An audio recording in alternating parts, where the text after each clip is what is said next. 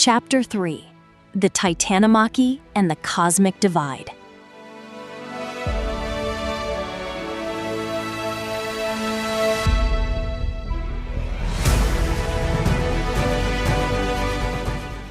The liberation of the swallowed gods from the claustrophobic depths of Kronos' belly marked not an end, but the terrifying inception of a new cosmic order. Fully grown and simmering with the vengeance of the unjustly imprisoned, Zeus's older brothers and sisters stood beside him, their divine vitality demanding dominion over a universe still gripped by the Titans. Zeus, though the youngest, had spent the longest time maturing in the upper world and seamlessly assumed his natural position of authority. Yet, the throne of the heavens was heavily guarded. Kronos and his Titan siblings, a formidable pantheon representing the entrenched archaic forces of nature, would not cede their supremacy without a war that would threaten to unravel existence itself.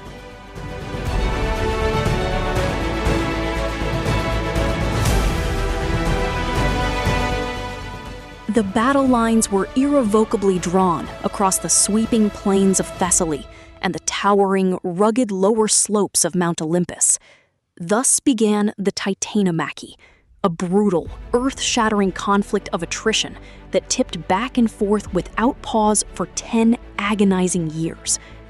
The combatants matched each other in divine durability. The clash was so violently intense that it pained the very soul of the cosmos. Entire mountaintops were ripped from their bedrock foundations and hurled through the sky like mere pebbles, while flames surged upward to lick the highest reaches of heaven.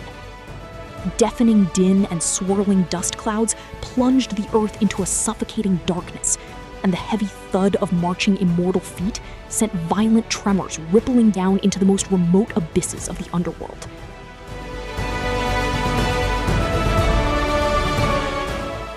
Understanding that raw strength alone could not break the deadlock, Zeus proved his strategic brilliance. He descended into the subterranean darkness to liberate his grandfather's cast-out, forgotten monstrosities, the Cyclopes and the Hecatoncheires.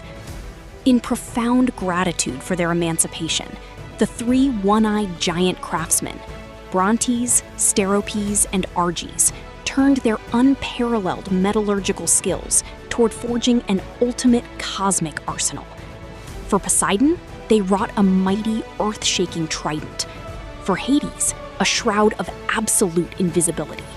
And for Zeus, the apocalyptic power of the thunderbolt.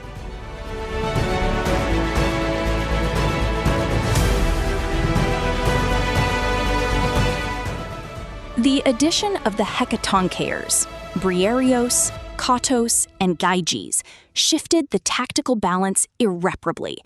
These terrifying giants, each possessing 50 heads and 100 muscular hands, howled with pent-up rage as they rampaged across the battlefield. To ensure their absolute loyalty and maximize their terrifying strength, Zeus refreshed these 100-handed beasts with Nectar and Ambrosia, the exclusive, immortalizing sustenance of the divine. Invigorated by this potent nourishment, heroic spirits swelled within their massive chests, pushing them to new heights of ferocity.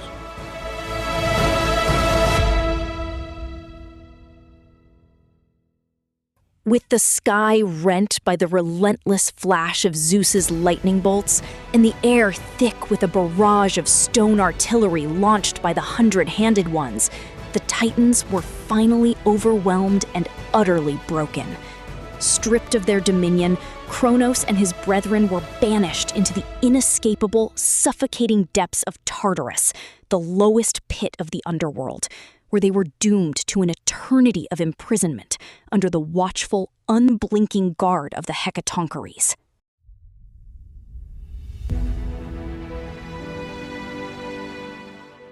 With the archaic generation subjugated, the cosmos lay open for reconstruction.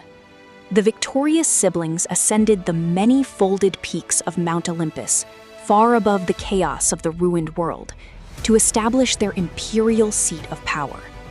Here, the three brothers drew lots to divide the absolute governance of creation. Zeus, wielding his crackling thunderbolt, claimed the expansive sky and the mantle of supreme leader over all the Olympian gods. Poseidon, the mighty earth-shaker, laid claim to the vast and terrifying power of the seas. Hades, the firstborn son who had endured the longest imprisonment in his father's stomach, drew the most dismal lot. He became the lord of the unseen realm of the dead, a subterranean kingdom he accepted with quiet, enduring reluctance.